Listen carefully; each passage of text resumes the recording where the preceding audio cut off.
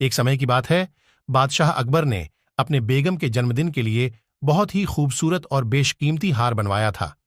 जब जन्मदिन आया तो बादशाह अकबर ने वह हार अपनी बेगम को तोहफे में दे दिया, जो उनकी बेगम को बहुत पसंद आया।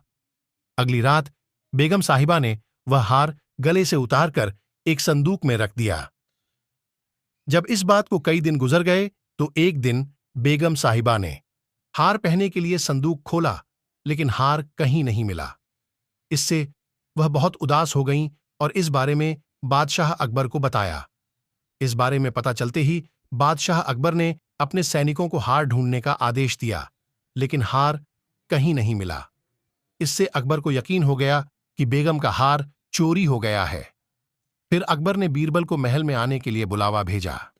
जब बीरबल आया तो अकबर ने सारी बात बताई और हार को खोज निकालने की जिम्मेदारी उसे सौंप दी। बीरबल ने समय व्यर्थ किए बिना ही राजमहल में काम करने वाले सभी लोगों को दरबार में आने के लिए संदेश भिजवाया। थोड़े ही देर में दरबार लग गया। दरबार में अकबर और बेगम सहित सभी काम करने वाले हाजिर थे, लेकिन बीरबल दरबार में नहीं था। सभी बीरबल का इंतजार कर ही रहे थे कि तभी बीरबल एक गद्दा लेकर राज दरबार में पहुंच जाता है।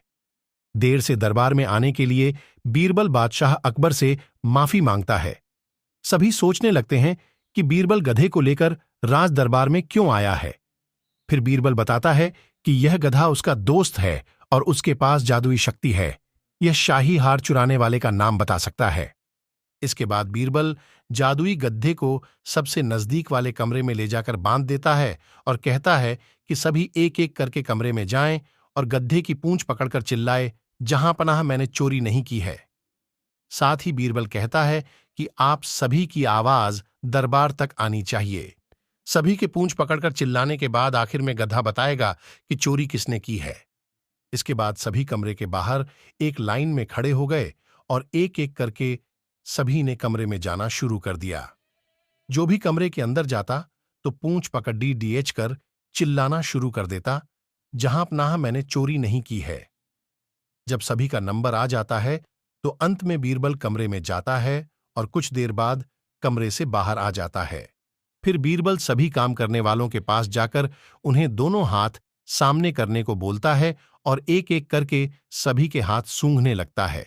बीरबल की इस हरकत को देखकर सभी हैरान हो जाते हैं।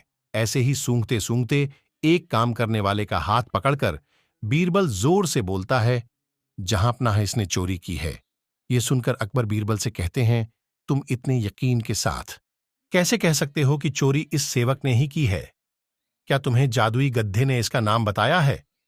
तब बीरबल बोलता है, जहां पनाह यह गद्दा जादुई नहीं है, यह बाकी गद्दों की तरह साधारण ही है।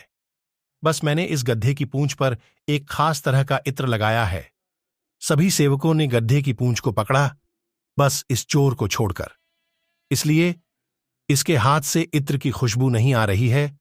फिर चोर को पकड़ लिया गया और उससे चोरी के सभी सामान के साथ ही बेगम का हार भी बरामद कर लिया गया। बीरबल की इस अक्लमंदी की सभी ने सराहना की और बेगम ने खुश होकर बादशाह अकबर से उसे उपहार भी दिलवाया। इस कहानी से यह सीख मिलती है कि बुरे काम को कितना भी छुपाने की कोशिश करो, एक दिन सबको पता चल ही जाता है।